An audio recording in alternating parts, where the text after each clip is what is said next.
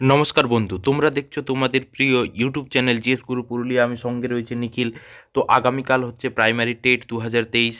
আশা করি তোমরা তোমাদের প্রায় প্রস্তুতি শেষ করে দিয়েছো। তো আমি শেষ মুহূর্তের প্রস্তুতিতে পরিবেশের বেশ কিছু লাস্ট মিনিট সাজেশনের উপর বেস করে বেশ কয়েকটি কোশ্চান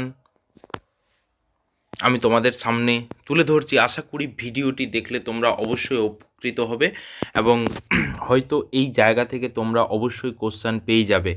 তো আমি আশা রাখবো বন্ধুরা, ভিডিওটি যেহেতু তোমাদের উপকৃত হবে, তো তাই বলছি তোমরা শেষ পর্যন্ত দেখার চেষ্টা করো এবং অবশ্যই তোমরা কিন্তু উপকৃত হবে। যদি বন্ধু ভিডিও ভালো লাগে অবশ্যই লাইক করবে, শেয়ার করবে, কমেন্ট করবে। দেখো, তো পরিবেশের ওপর যেসব কারেন্ট তথ্যগুলি মানে কি দেখে যাবে শেষ মুহূর্তের প্রস্তুতিতে, তো অবশ্যই বলবো পরিবেশের ওপর যেসব কারেন্ট তথ্যগুলি আছে সেগুলো অবশ্যই দেখে যাবে। তারপর হচ্ছে বিভিন্ন রোগ সম্পর্কিত যে প্রশ্নগুলো হয়ে থাকে সেগুলো একটু দেখে যাবে। কোনটা কোন অঞ্চলের উদ্ভিদ, অর্থাৎ কোনটা পর্ণমোচী, কোনটা চিরহরিৎ, কোনটা সরলবর্গীয়, এগুলো দেখে থাকবে। একটা উদাহরণ দিয়ে থাকবে।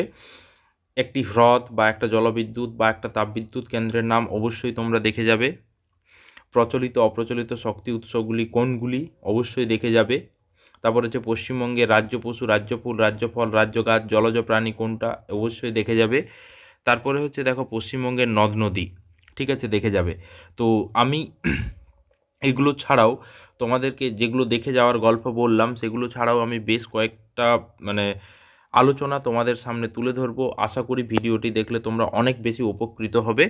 তো দেখো এখানে যে পশ্চিমবঙ্গের হ্রদ ও জলাভূমি, দেখো যে পূর্ব কলকাতার জলাভূমি এটা হচ্ছে বিদ্যাধরী নদী আর কি এখানে মিশেছে। তো 2002 সালের আগস্ট মাসে 19 আগস্ট এটা হচ্ছে রামসার কনভেনশনে রামসার সাইটের মর্যাদা পেয়েছিল পূর্ব কলকাতার জলাভূমি। এই পূর্ব কলকাতার জলাভূমি হচ্ছে বিদ্যাধরী নদী এসে মিশেছে, ঠিক আছে। এই কোশ্চেনটি কিন্তু একবার প্রাইমারি টেটে ছিল। ওকে, এবার হচ্ছে রবীন্দ্র সরোবর লেক, এটা ঢাকুরিয়া লেক নামেও পরিচিত। এটা হচ্ছে দক্ষিণ কলকাতার একটা কৃত্রিম লেক এবং এটা হচ্ছে পশ্চিমবঙ্গের সবচেয়ে বড় লেক। ওকে, রবীন্দ্র সরোবর লেক মনে রাখবে। মিরিক লেক, মিরিক লেক কোথায় আছে? দার্জিলিং জেলার কার্শিয়াঙ্গে আছে মিরিক লেক।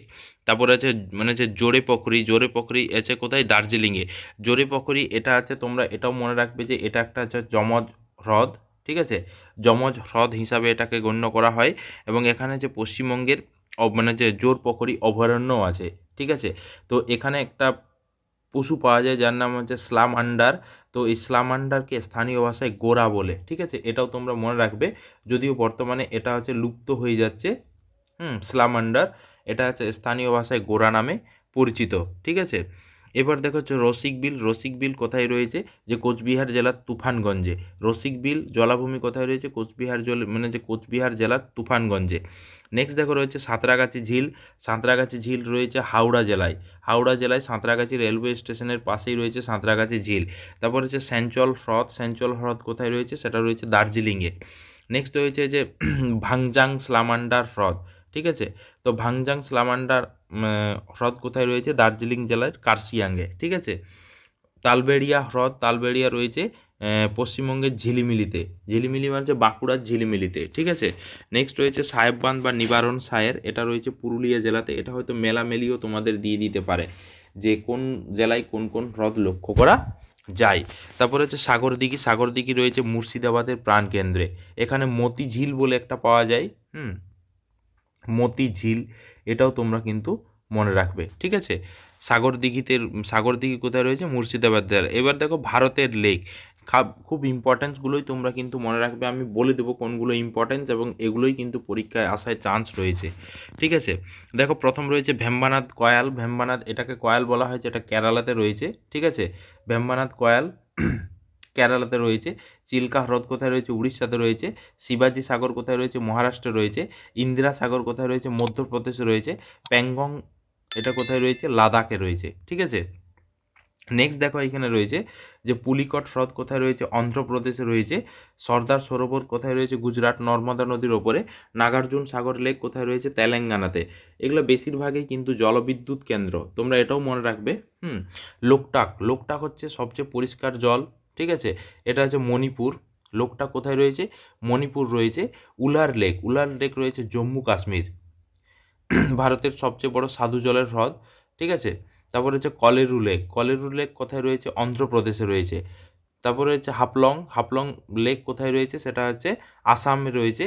তারপরে হচ্ছে দেখো এখানে হচ্ছে বাকিটা মনে রাখার দরকার নাই। এখানে হচ্ছে চাঁদডুবি, চাঁদডুবি হচ্ছে আসাম, এটা তোমরা মনে রাখবে। চাঁদডুবি লেক কোথায় রয়েছে? সেটা হচ্ছে আসাম।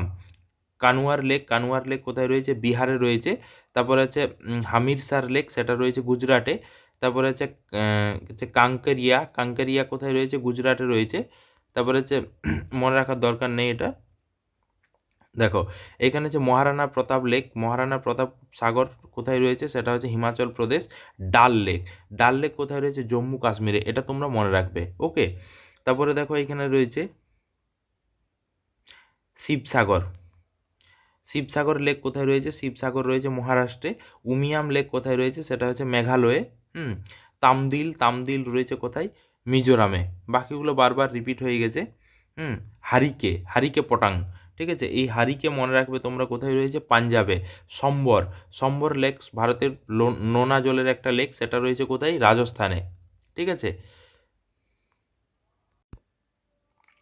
দেখো দক্ষিণবঙ্গের নদ নদীর মধ্যে যেগুলো উল্লেখযোগ্য নদ নদী যেগুলো তোমাদেরকে মনে রাখতে হবে: ইছামতি, রায়মঙ্গল, সপ্তমুখী, মাতলা, গোসাবা, হারিয়াভাঙ্গা, ঠাকুরন। ঠিক আছে, এগুলো হচ্ছে দক্ষিণবঙ্গের নদ নদী।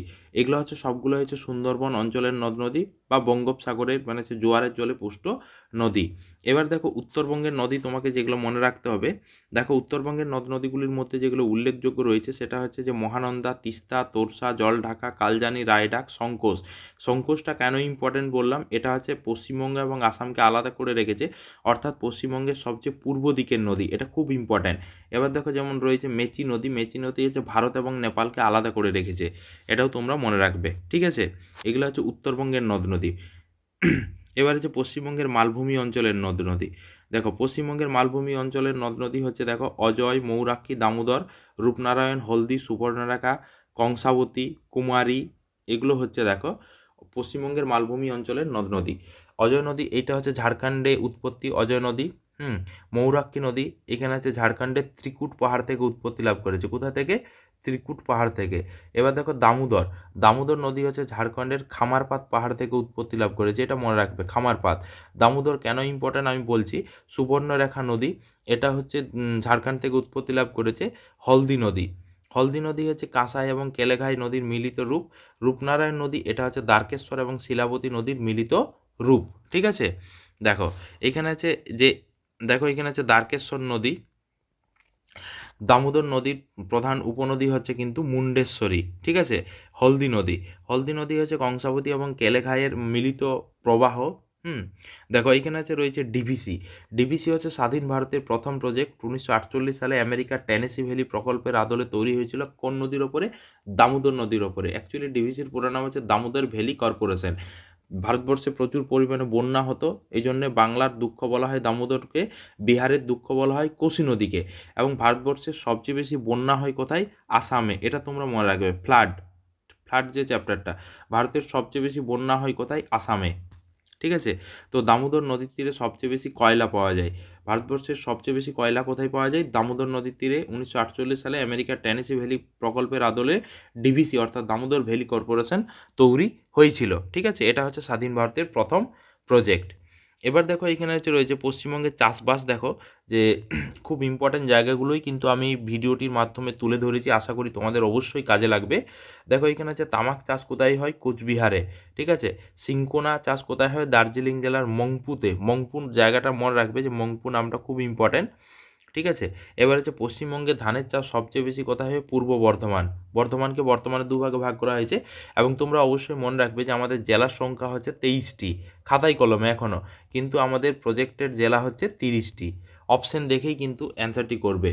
এবার তুঁত চাষে সবচেয়ে বেশি কোথায় হয়? মালদা। মালদা আরেকটা চাষে বিখ্যাত, সেটা হচ্ছে আম। দেখো এখানে হচ্ছে রয়েছে যে পশ্চিমবঙ্গের মোট মানে হচ্ছে আয়তনের মানে হচ্ছে 19.4% হচ্ছে বনভূমি, এবং পশ্চিমবঙ্গের জলবায়ু হচ্ছে উষ্ণ, আর্দ্র, ক্রান্তীয়, মৌসুমী প্রকৃতির। ঠিক আছে, যেমন ধরো কালবৈশাখী লক্ষ্য করা যায়, ওয়েস্টার্ন ডিস্টারবেন্স এখানে হয় কালবৈশাখী। এবার দেখো এখানে আছে মানে হচ্ছে পশ্চিমবঙ্গের সবচেয়ে কম বৃষ্টিপাত হয় বীরভূম জেলার ময়ূরেশ্বর, একটা পার্টিকুলার জায়গা যদি বলা হয় ময়ূরেশ্বর, এবং মানে পুরো জেলা যদি ধরা হয় তাহলে সেটা হচ্ছে পুরুলিয়া। পশ্চিমবঙ্গের পুরুলিয়া জেলায় সবচেয়ে কম বৃষ্টিপাত হয়। পার্টিকুলার প্লেস বলতে হচ্ছে বীরভূমের ময়ূরেশ্বর। ঠিক আছে, এবার দেখো পশ্চিমবঙ্গের সেচ খাল। পশ্চিমবঙ্গের সেচ খাল রয়েছে ইডেন খাল, ফিডার খাল, হিজলি খাল, এগুলো মনে রাখবে। তো ইডেন খাল কোথায় রয়েছে? পশ্চিমবঙ্গের। ঠিক আছে, এবং সবচেয়ে বড় খাল আছে ইন্দিরা খাল বা রাজস্থান খালও সেটাকে বলে, সেটা রাজস্থানে রয়েছে। এবার দেখো এখানে যে মেদিনীপুর খাল, মেদিনীপুর খালটা হচ্ছে পশ্চিমবঙ্গের সবচেয়ে বড় খাল। তোমরা এটা মনে রাখবে, মেদিনীপুর খাল পশ্চিমবঙ্গের সবচেয়ে বড় খাল। ঠিক আছে, এবার দেখো পোড়ামাটি শিল্পের জন্য বাঁকুড়ার বিষ্ণুপুর বিখ্যাত। পোড়ামাটি শিল্পের জন্য বাঁকুড়ার বিষ্ণুপুর বিখ্যাত। পুরুলিয়া জেলার ঝালদা হচ্ছে লাক্ষা শিল্পের জন্য বিখ্যাত। তারপরে ধরো এখানে আছে পুরুলিয়াতে আরেকটা মানে খনিজ পদার্থ পাওয়া যায় যেটা হচ্ছে কোয়ারজাইট। ঠিক আছে, মাদুর শিল্প, মাদুর শিল্পের জন্য বিখ্যাত মেদিনীপুরের সবং, পিংলা, এগুলো। তারপরে হচ্ছে ডেয়ারি শিল্পের জন্য বিখ্যাত ডানকুনি, হুগলি জেলাতে। তারপরে হরিণঘাটা রয়েছে। তারপরে দেখো এখানে যে মাংস ও পোলট্রি শিল্পের জন্য বিখ্যাত আরামবাগ, হুগলি। ঠিক আছে, আরামবাগ, হুগলি মাংস ও পোলট্রি শিল্পের জন্য বিখ্যাত। ঠিক আছে, এবার পশ্চিমবঙ্গের মানে যে পশ্চিমবঙ্গ তথা ভারতবর্ষের বেশ কয়েকটা গুরুত্বপূর্ণ জলবিদ্যুৎ কেন্দ্রের নাম আমি তোমাদের সামনে নিয়ে আসবো এবং আশা করি এখান থেকে তোমরা অবশ্যই কোশ্চেন পাবে। দেখো উত্তর ভারতে যেটা হচ্ছে উত্তরপ্রদেশে যেসব জলবিদ্যুৎ কেন্দ্রগুলো রয়েছে রামগঙ্গা, যমুনা, রিহান্দ। ঠিক আছে, উত্তরাখণ্ডে যেগুলো রয়েছে সেটা হচ্ছে তেহরি, ভারতের সবচেয়ে মানে উঁচু জলবিদ্যুৎ কেন্দ্র। পাঞ্জাব, এই তেহরি বাঁচাও প্রকল্প আন্দোলন শুরু হয়েছিল, এটা মনে রাখবে তোমরা। দেখো পাঞ্জাবে রয়েছে ভাকরা নাঙ্গাল এবং উল। জম্মু কাশ্মীরে রয়েছে সালাল প্রজেক্ট, উরি প্রজেক্ট, ন্যাপথা ঝাঁকড়ি, এগুলো তোমরা মনে রাখবে। সালাল চন্দ্রভাগা নদীর ওপরে রয়েছে, ন্যাপথা ঝাঁকড়ি, উরি। মধ্যপ্রদেশে রয়েছে বানসাগর, ওমকারেশ্বর। দেখো এখানে যে রয়েছে পশ্চিমবঙ্গের পশ্চিমবঙ্গের কোথায় রয়েছে?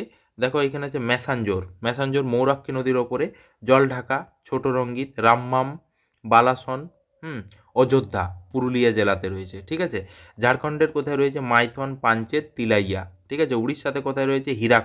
হীরাকুন্দ হচ্ছে ভারতবর্ষের দীর্ঘতম মাটির তৈরি মানে বাঁধ এবং দ্বিতীয় বৃহত্তম হচ্ছে আমাদের মানে পশ্চিমবঙ্গের বাঁকুড়া জেলার মুকুটমণিপুর। তারপরে হচ্ছে বালিমালা। গুজরাটে কোথায় রয়েছে? উকাই, কাদনা বা কয়না, এটা কয়না মনে রাখবে। উকাই জলবিদ্যুৎ কেন্দ্র ভারতবর্ষের কোন রাজ্যে অবস্থিত? সেটা হচ্ছে গুজরাট। মহারাষ্ট্রে কোথায় রয়েছে? ভিভাপুরি, খোপালি, কয়না। ঠিক আছে, নেক্সট দেখো এখানে রয়েছে তামিলনাড়ুতে দেখো এখানে রয়েছে মেত্তুর, এটা কিন্তু খুব ইম্পর্ট্যান্ট নাম, মেত্তুর। ঠিক আছে, কেরালার ইদ্দুকি, পেরিয়ার, পাইকারা। অন্ধ্রপ্রদেশে যেগুলো মনে রাখবে সেটা হচ্ছে শ্রীশৈলম, নাগার্জুন সাগর। তেলেঙ্গানাতে যেগুলো মনে রাখবে সেটা হচ্ছে সিলেরু, তারপরে হচ্ছে মুচকুন্দ, নাগার্জুন সাগর। কর্ণাটকে যেটা তোমাদেরকে মনে রাখতেই হবে সেটা হচ্ছে শিব সমুদ্রম জলপ্রপাত, সেটা হচ্ছে কাবেরী নদীর ওপরে অবস্থিত। দেখো এখানে হচ্ছে সিকিম এই দিকটা, সেটা হচ্ছে রোটাক, রিম্বি। মণিপুরে রয়েছে লোকটাক হ্রদের ওপরে রয়েছে অসম হচ্ছে কপিলি। ত্রিপুরাতে রয়েছে গোমতী হচ্ছে ত্রিপুরার দীর্ঘতম নদী। ওকে, তো যাই হোক বন্ধু, পরীক্ষা দিতে যাওয়ার আগে অবশ্যই সময় করে ভিডিওটি দেখো এবং আশা রাখবো এখান থেকে তোমরা অবশ্যই কোশ্চেন পাবে। তো যাই হোক, আশা করি ভিডিওটি ভালো লেগেছে। ভিডিওটি ভালো লাগলে অবশ্যই লাইক করবে, শেয়ার করবে, কমেন্ট করবে এবং কালকের জন্য বেস্ট অফ লাক বন্ধুরা। মাথা ঠান্ডা করে সমস্ত প্রশ্নের উত্তর করবে। আশা করি তোমরা সাফল্য পাবে এবং তোমাদের সাফল্যই হচ্ছে আমার গর্ব। Thank you.